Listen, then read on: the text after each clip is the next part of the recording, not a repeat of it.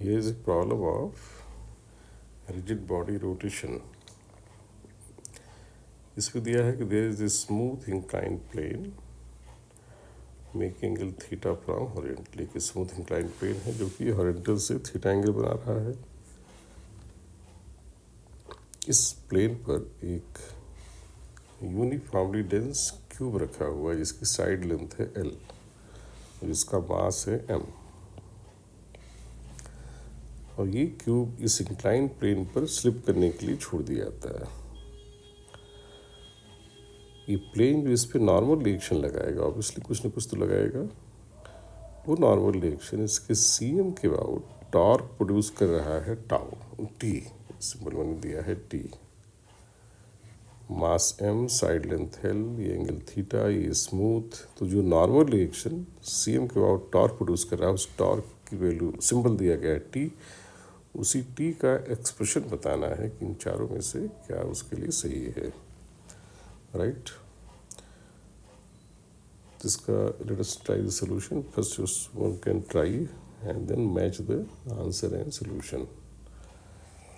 इसका solution simple तरीके से देखेंगे कि अगर ये केवल स्लिप कर रहा है तो ऑब्वियसली टॉपल नहीं कर रहा है. जब टॉपल नहीं कर रहा है तो इसमें कोई एंगुलर एक्सेलेरेशन है नहीं, क्योंकि अगर टॉपल करना है तो पहले इसको घूमना पड़ेगा तो एंगुलर वेलोसिटी जीरो से बढ़नी है, यानी एंगुलर एक्सेलरेशन एग्जिस्ट करना है, वो है नहीं, केवल स्लिप करना दिया हुआ है, स्लिप कर रहा है ये.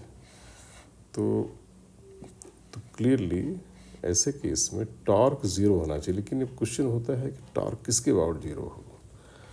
तो एक बड़ा लेस पॉपुलर रिजल्ट है कि जो टॉर्क है वो सीएम के अबाउट ज़ीरो होना ज़रूरी होता है if alpha is zero. But torque about any other point, कोई भी अदर पॉइंट लें हम, मे और मे नॉट बी ज़ीरो.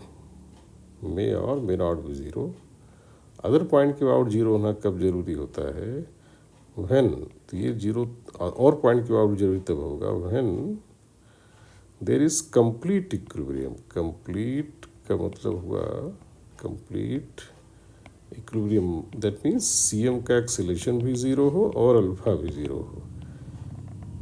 ये small but very important point है ये, कि जब बॉडी का कंप्लीट इक्विलिब्रियम यानी सीएम का एक्सेलरेशन ज़ीरो हो, रोटेशनल एक्सेलरेशन भी ज़ीरो हो, तो फिर टॉर्क केवल सीएम ही नहीं, किसी भी पॉइंट के अबाउट बॉडी का ज़ीरो होता है, बॉडी पर टॉर्क ज़ीरो होता है.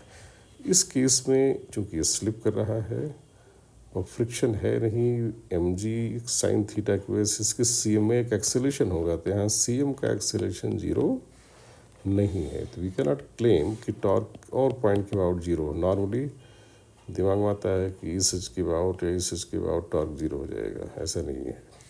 टॉर्क के अबाउट सीएम ज़ीरो होना ज़रूरी है, और वेट खुद सीएम से पास होगा, और दूसरा फोर्स इस पर जो लगेगा वो केवल नॉर्मल रिएक्शन, और कोई फोर्स है नहीं क्योंकि फ्रिक्शन नहीं है.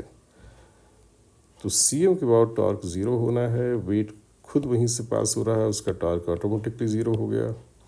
तो नॉर्मल का टॉर्क सीएम के अबाउट ज़ीरो होना चाहिए, तभी टोटल टॉर्क के अबाउट सीएम ज़ीरो होगा.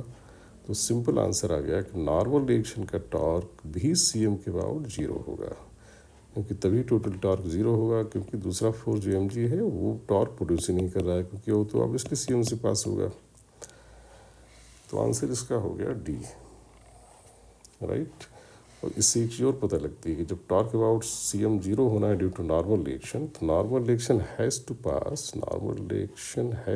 पास फ्रॉम सीएम. जो नॉर्मल रिएक्शन है वो सीएम से ही पास होगी. तो नॉर्मल रिएक्शन ना तो सेंटर लाइन से नीचे शिफ्ट होगा ना ऊपर शिफ्ट होगा. राइट.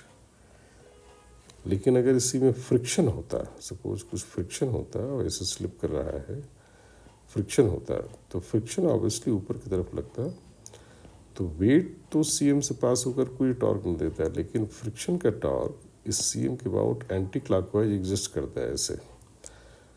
तो सीएम के अबाउट टॉर्क ज़ीरो करने के लिए नॉर्मल रिएक्शन को सी एम के about clock wise finite torque देना पड़ता है, यानी तब सी एम के अबाउट नॉर्मल रिएक्शन का टॉर्क ज़ीरो नहीं आएगा। कितना आएगा that will depend on the friction force कितना लग रहा है, वो म्यू वगैरह से कंट्रोल होगा या कुछ और दिया हो, किसका एक्सेलरेशन इतना है, that will be different problem, right.